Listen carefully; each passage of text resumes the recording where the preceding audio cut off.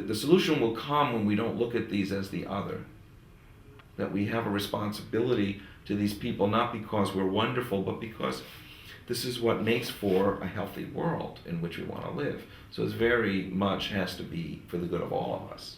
I've done some studying of the evolution of cooperation. And the evolution of cooperation, back from the single cells, and particularly the evolution of humans, is let's you and I cooperate against those guys over there.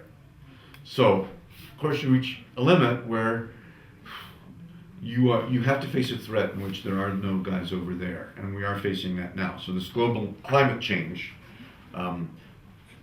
proliferation of nuclear weapons, there are things happening, pollution of the seas, a lot of things happening that affect everybody. It's not just us and them, it's us.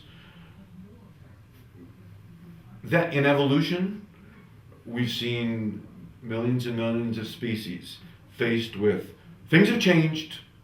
Can you adapt? Okay, you can't. Extinction. It means that you have to look at the system not as a system, but that this is a chaos with patterns, and that we, people who have goodwill and are familiar with the tools, want to share them and help others to make it work. Everything that is known should be available anytime, anywhere, any place, to anyone for as free as we can make it. That to me is the revolution. That to me is the opening up of the third world. That to me is where history has to go. And if we can help those people to get access and learn how to use those tools, and we make them free, then there's nothing that we can tell them to do that they can't do themselves better. That's where the walls have to come down. It's not the physical wall. It's the access to this knowledge and how to capitalize it.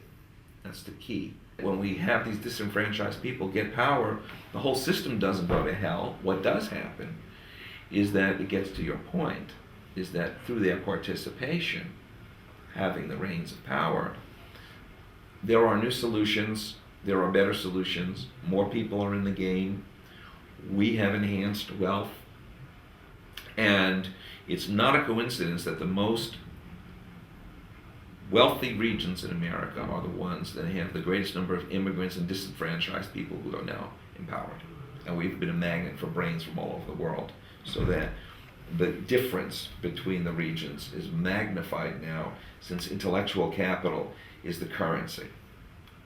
And you can't have intellectual capital without empowering more of your people, because you have a greater pool of human intellect to work with. But again, it's not all about money. It's not all about power in the political sense traditionally.